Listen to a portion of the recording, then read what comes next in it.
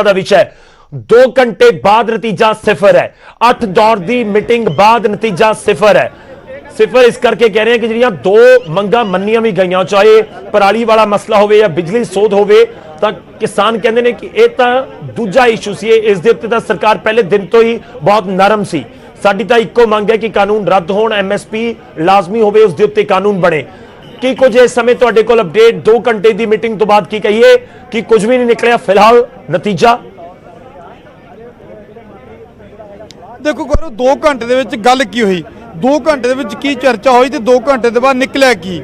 ਸਿਰਫ ਇੱਕੋ ਗੱਲ ਹੋਈ ਤੇ ਇੱਕੋ ਲਾਈਨ ਦੀ ਗੱਲ ਹੋਈ। ਕੇਂਦਰ ਨੇ ਸਪਸ਼ਟ ਤੌਰ ਤੇ ਨਰਿੰਦਰ ਤੋਮਰ ਖੇਤੀਬਾੜੀ ਮੰਤਰੀ ਕੇਂਦਰ ਦੇ, ਉਹਨਾਂ ਨੇ ਸਾਫ਼ ਤੌਰ ਤੇ ਕਿਹਾ ਕਿ ਤੁਸੀਂ ਕੇਂਦਰੀ ਖੇਤੀ ਕਾਨੂੰਨ ਤੇ ਚਰਚਾ ਕਰੋ। ਔਰ ਦੂਜੇ ਪਾਸੇ ਕਿਸਾਨਾਂ ਨੇ ਕਿਹਾ ਕਿ ਜੀ ਅਸੀਂ ਇਹਨਾਂ ਤੇ ਚਰਚਾ ਨਹੀਂ ਕਰਨੀ, ਅਸੀਂ ਕਾਨੂੰਨ ਰੱਦ ਕਰਵਾਉਣੇ ਨੇ। ਹਾਲਾਂਕਿ ਨਰਿੰਦਰ ਤੋਮਰ ਨੇ ਇਸ ਮੁੱਦੇ ਤੇ ਫਿਰ ਤੋਂ ਇਹੀ ਗੱਲ ਦੁਹਰਾਈ ਕਿ ਕੁਝ ਕਿਸਾਨ ਜਥੇਬੰਦੀਆਂ ਜਿਹੜੀਆਂ ਨੇ ਉਹ ਸਾਡੇ ਨਾਲ ਖੜੀਆਂ ਨੇ, ਉਹਨਾਂ ਨੂੰ ਲੱਗਦਾ ਕਿ ਜਿਹੜੇ ਕਾਨੂੰਨ ਨੇ ਇਹ ਬਿਹਤਰੀ ਲਈ ਨੇ। ਪਰ ਉਹਦੇ ਜਵਾਬ ਦੇ ਵਿੱਚ ਕਿਸਾਨ ਆਗੂ ਨੇ ਖਾਸ ਤੌਰ ਤੇ ਬਲਵੀਰ ਸਿੰਘ ਰਾਜੇਵਾਲ ਨੇ ਸਾਫ਼ ਕਿਹਾ ਕਿ ਇਦਾਂ ਨਹੀਂ ਹੋ ਸਕਦਾ, ਅਸੀਂ ਕਾਨੂੰਨ ਵਾਪਸ ਕਰਵਾਏ ਬਿਨਾਂ ਵਾਪਸ ਨਹੀਂ ਮੁੜਾਂਗੇ। ਉਹਨਾਂ ਕਿਹਾ ਕਿ ਅਸੀਂ ਉਸ ਕਾਨੂੰਨ ਦੇ ਨਾਲ ਕਿਵੇਂ ਖੜ ਸਕਦੇ ਹਾਂ ਜਿਹੜੇ ਕਿਸਾਨਾਂ ਦੇ ਹਿਤੈਸ਼ੀ ਨਹੀਂ ਹੈ, ਪਰ ਤੁਸੀਂ ਕਿਸਾਨਾਂ ਨੂੰ ਨਾਲ ਲੈ ਕੇ, ਦਾ ਮਤਲਬ ਤੁਸੀਂ ਕਿਸਾਨਾਂ ਦਾ ਹਿੱਤ ਨਹੀਂ ਚਾਹੁੰਦੇ। ਇਹ ਵੀ ਉਹਨਾਂ ਨੇ ਕਿਹਾ ਕਿ ਜੇ ਤੁਸੀਂ ਸੋਚਦੇ ਹੋ ਕਿ ਕੁਝ ਜਥੇਬੰਦੀਆਂ ਤੁਹਾਡੇ ਨਾਲ ਨੇ ਤੇ ਜਿਹੜੀਆਂ ਬਾਕੀ ਜਥੇਬੰਦੀਆਂ ਇੱਧਰ ਖੜੀਆਂ ਨੇ, ਉਹਨਾਂ ਕਿਹਾ ਕਿ ਇਹਦਾ ਮਤਲਬ ਤੁਸੀਂ ਕਿਸਾਨਾਂ ਨੂੰ ਆਪਣੇ ਨਾਲ ਨਹੀਂ ਲੈਣਾ ਚਾਹੁੰਦੇ, ਤੁਸੀਂ ਕਿਸਾਨਾਂ ਦੇ ਹਿੱਤ ਨਹੀਂ ਦੇਖਣਾ ਚਾਹੁੰਦੇ। ਅਜਿਹੇ ਹਾਲਾਤ ਦੇ ਵਿੱਚ ਸਾਫ਼ ਤੌਰ ਤੇ ਮਾਮਲਾ ਉੱਥੇ ਹੀ ਵਿਗੜ ਗਿਆ। ਹਾਲਾਂਕਿ ਅੱਜ ਬਲਵੀਰ ਸਿੰਘ ਰਾਜੇਵਾਲ, ਅਗਰ ਜਦੋਂ ਪਿਛਲੀ ਵਾਰ ਉਹ ਤਲਖ ਸੀ, ਇਸ ਵਾਰੀ ਤਲਖ ਨਹੀਂ ਸੀ, ਪਰ ਉਹਨਾਂ ਨੇ ਸਾਫ਼ ਤੌਰ ਤੇ ਸਰਕਾਰ ਨੂੰ ਤਾਨਾ ਲਾਂਭਾ ਦੇਣ ਦੀ ਕੋਸ਼ਿਸ਼ ਕੀਤੀ। ਪਰ ਹਾਲਾਤ ਐਸੇ ਪੈਦਾ ਹੋ ਗਏ ਕਿ 2 ਘੰਟੇ ਦੇ ਵਿੱਚ ਸਿਰਫ ਇੰਨੀ ਕੀ ਗੱਲ ਹੋ ਪਾਈ ਕਿ ਕਾਨੂੰਨ ਤੇ ਚਰਚਾ ਕਰੀਏ। ਕਿਸਾਨਾਂ ਨੇ ਕਿਹਾ ਅਸੀਂ ਇਹ ਤੇ ਚਰਚਾ ਨਹੀਂ ਕਰਨੀ। ਤਾਂ ਤੁਸੀਂ ਆਪ ਅੰਦਾਜ਼ਾ ਲਾ ਸਕਦੇ ਆ ਕਿ ਕਿਸੇ ਨਤੀਜੇ ਤੇ ਕਿਵੇਂ ਗੱਲ ਪਹੁੰਚ ਸਕਦੀ ਹੈ, ਕਿਸੇ ਨਤੀਜੇ ਤੇ ਕਿਵੇਂ ਕੋਈ ਗੱਲ ਪਹੁੰਚ ਸਕਦੀ ਹੈ, ਕਿਸੇ ਨਤੀਜੇ ਜਾਂ ਕਿਸੇ ਮਸਲੇ ਦੇ ਹੱਲ ਵਾਲੇ ਪਾਸੇ ਕਿਵੇਂ ਗੱਲ ਪਹੁੰਚ ਸਕਦੀ ਹੈ।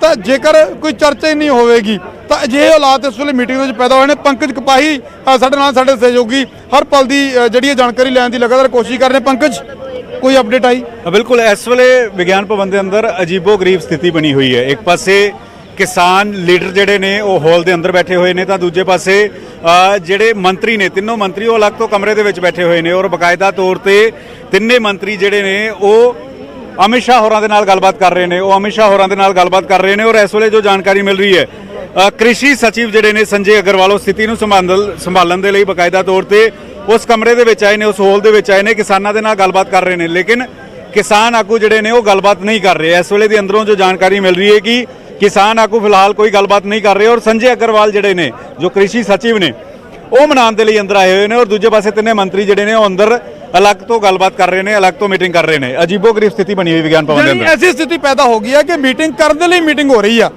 पिछली बार भी इस तरह आया सी, पिछली बार सोम प्रकाश जिहड़े ने वो किसान नेतावां नूं मनाउंदे नजर आए सी, तो सेम ऐसे हालात इस वारी पैदा हो गए। यानी तुसी मीटिंग करनी या मीटिंग दे विच बाकी मुद्दों ते चर्चा करनी तो गांह दी गल है, पर हुण तां मीटिंग करन दे लई मनाउणा ही एक इशू बन गया कि मीटिंग दोनों धिरां दे विच तां होवेगी जे माहौल सुखद होवेगा। तां माहौल सुखद दोनों धिरां दे विच फिलहाल नहीं रहा। पिछली बार भी इदां ही होया सी। और जे गल किसी नतीजे ते पहुंचनी चाहिए पहुंचेगी तां वो तां ही पहुंचेगी जेकर सुखद माहौल दे विच गलबात होवेगी। जदों दोने धिरां एक दूजे दे स्टैंड, जदों अपने अपने स्टैंड ते जद अड़ जाणगीआं तां वो गलबात अगे नहीं वध सकदी। सरकार जिस तरह सरकार दे मंत्री अगर पासे जाके बैठ गए ने और साफ कर दिता है कि कानून वापस नहीं होणगे, तो ऐसे माहौल दे विच किसानां ने भी अपना स्टैंड साफ कर दिता। पंकज फिर कुछ कहना चाहुंदे ने जी? अनपिंदर, इस वेले किसान आगू नाल गलबात हुई है, वो सुना दिंदे आ कि वो की कह रहे हैं। किसान आगू सुना दिंदे आ कि इस वेले अंदरों की कह रहे हैं। लंच ब्रेक हो गया जी 10 मिनट पहलों, कोई उम्मीद नहीं की। जो पिछली मीटिंग च होया सी, जो मैनूं लगदा मगरों थोड़ी आके खोरे घंटा लेट आउंदे आ कि डेढ़ आउंदे आ, ओला जा कहणगे भी बातचीत तो जारी रखनी चाहिए, तो अगली मीटिंग की डेट तय कर लें।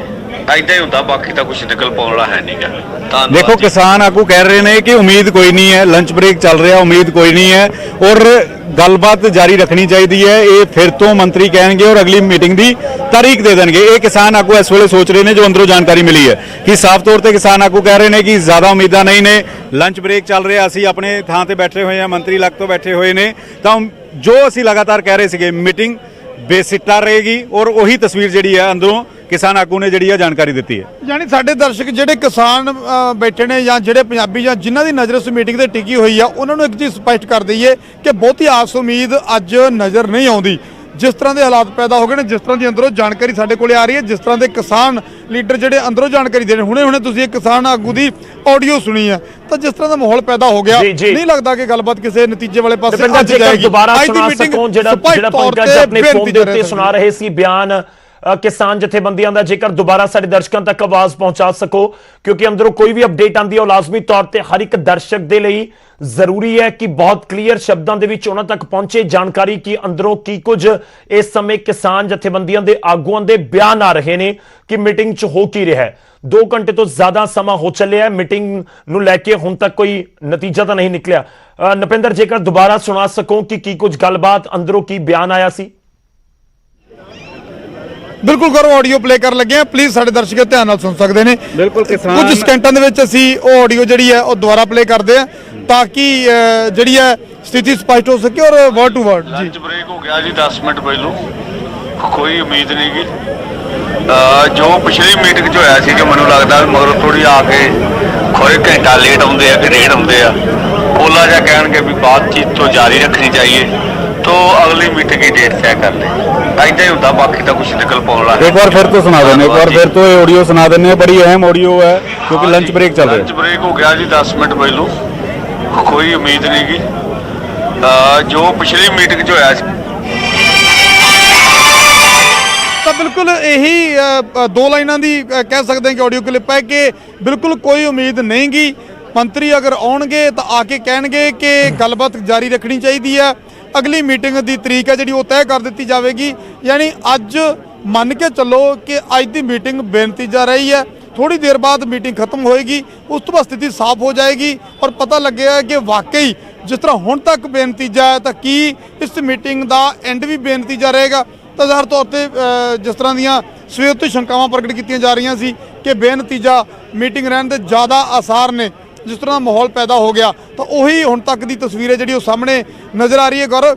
ਪਰ ਫਿਰ ਵੀ ਆਸ ਕਰਦੇ ਹਾਂ ਕਿ ਜਾਂਦੇ ਜਾਂਦੇ ਸ਼ਾਇਦ ਕੋਈ ਚੰਗੀ ਖਬਰ ਆ ਜਾਏ, ਜਾਂਦੇ ਜਾਂਦੇ ਜਿਹੜੀ ਹੈ ਸ਼ਾਇਦ ਕੋਈ ਗੱਲਬਾਤ ਕਰਦਿਆਂ ਕੋਈ ਇੱਕ ਅੱਧੇ ਪੁਆਇੰਟ ਤੇ ਕਿਸੇ ਮੁੱਦੇ ਤੇ ਸਹਿਮਤੀ ਬਣ ਸਕੇ, ਤਾਂ ਥੋੜੀ ਦੇਰ ਹੋਰ ਇੰਤਜ਼ਾਰ ਕਰਨਾ ਪਵੇਗਾ ਔਰ ਅੰਦਰ ਦੀ ਜਿਹੜੀ ਅਪਡੇਟ ਆਉਂਦੀ ਆ ਉਹ ਲਗਾਤਾਰ ਅਸੀਂ ਦੇ ਰਹੇ ਹਾਂ ਗੌਰਵ। ਜੀ ਬਿਲकुल, ਤਾਂ ਲਗਾਤਾਰ ਅਪਡੇਟ ਸਾਡੇ ਸਹਿਯੋਗੀ ਪਹੁੰਚਾਉਣ ਦੀ